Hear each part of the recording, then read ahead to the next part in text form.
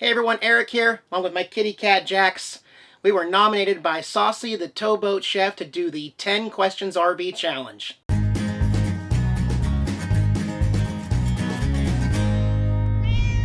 But first, a big shout out to my video sponsor. Thank you, ExpressVPN, for sponsoring this video. Don't give a hacker easy access to your online privacy. Protect your emails, financial documents, and passwords with ExpressVPN today. ExpressVPN encrypts your internet connection with the highest standards of encryption today and gives you unrestricted access to all parts of the internet. I've been using ExpressVPN for over a year now, and it has helped protect my phone, my tablet, and my computer. It's simple to install, and I use it with all my online streaming media. Ever been blocked or unable to see the titles you're looking for? With ExpressVPN, you can select the country of your choice and reroute your connection. Just refresh and get updated viewing options. I don't browse online without it. It's given me freedom and security of my internet browsing and protects my data from online thieves. Find out how you can get 3 months free by clicking the link in the video description below this video. expressvpn.com/nomadic. And thanks ExpressVPN for sponsoring this video. Now let's change gears and talk about this 10-question RV challenge. Jax, I may need your help with this, okay? Alright. Okay, question 1. If you could add or change one thing about your RV, what would it be? Jax is like, you have changed way too much. Yeah, if you've been following my channel, I'm not afraid of changing and modifying this RV to make it work for me. With this dual recliner, to getting rid of the dinette, to put the dresser in, the big 60-inch TV install, the office space where the dinette is. What's left? Well, if I could change one thing about this RV, it would be to not have slides at all. This one, or the big one over there, no slides, get rid of them. I like Camper Van Kevin's Coachman Murata with no slides, wide open, everything's functional, there's less moving parts, it's more functional for a boondocker.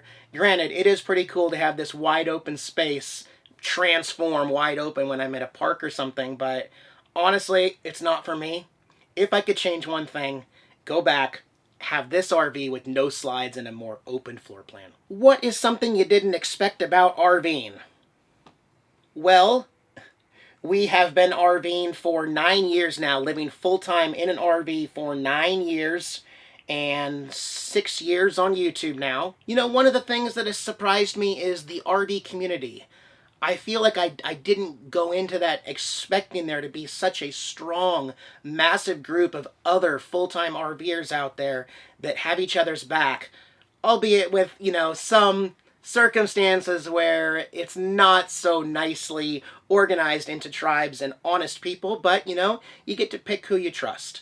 And I think one of the great things that I found after hitting the road with Jax is that the RV community, or even the YouTube RV community of support that I've got through making this channel, has really amazed me with the love and support and the answers and the feedback and the suggestions and the knowledge I've learned and shared with so many other people.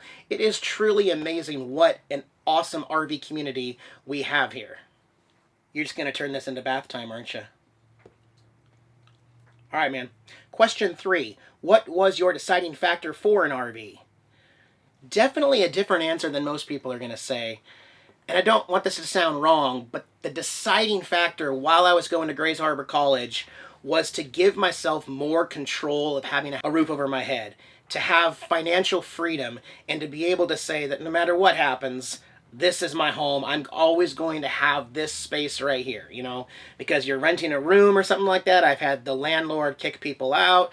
I've had flooding. I've had the house itself was sold to someone else. Therefore, I had to be, you know, I mean, there's so much that's out of your control with a brick and sticks house that ultimately I decided that while going to college, it would be better for Jax and I to have our own home on wheels that I know is always going to be there.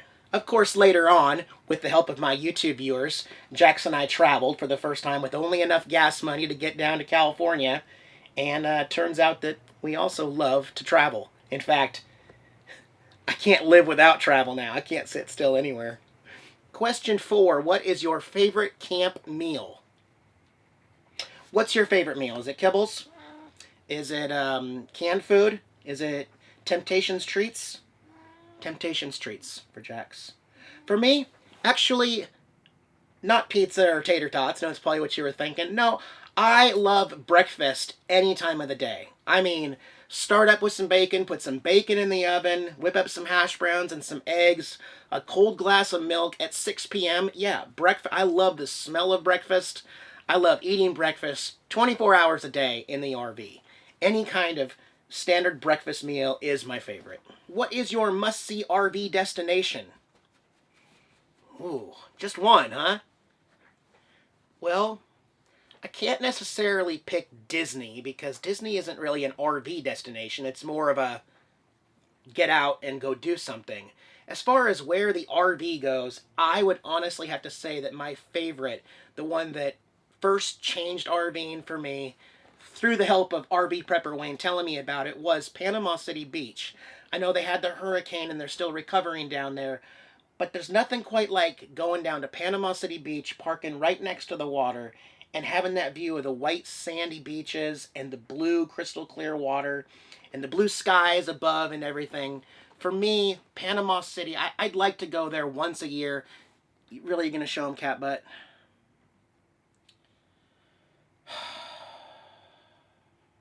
How about we try something different?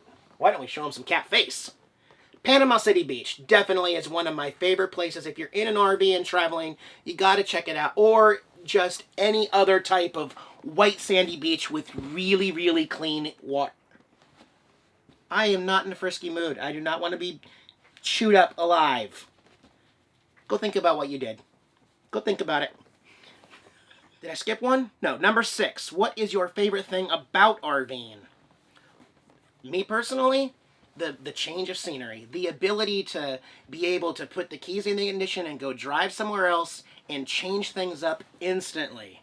Of course, anybody can get in a car and go for a ride, or we can go on a motorcycle ride or something, but being able to take my whole home somewhere and have a different view, something new to see, is definitely the best part of RVing for me. Number 7, what is your least favorite thing?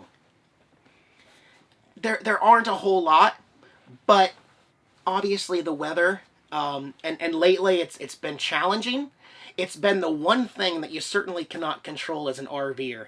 And unfortunately, the RV world, in order to get those really good tickets or the reservations for like a really good campground or something, oftentimes we're planning these out so far in advance that, you get there and then it's just pouring down rain and everything's closed. You can't do anything about it because, like I said, you wouldn't even got the tickets in the first place or the RV spot if you hadn't planned ahead. And so, honestly, I think that's probably for most RVers, weather is going to be the one thing that just kind of makes it meh, and you're like, darn it, what are you going to do? You're going to draw the shades, turn the TV on, and make the most of it. Number 8, what is a must-have on your next RV? Oh, we're already talking about the next one? There will be a next one. It may be 10 years down the road or something, but what we need is honestly a 4 seasons RV.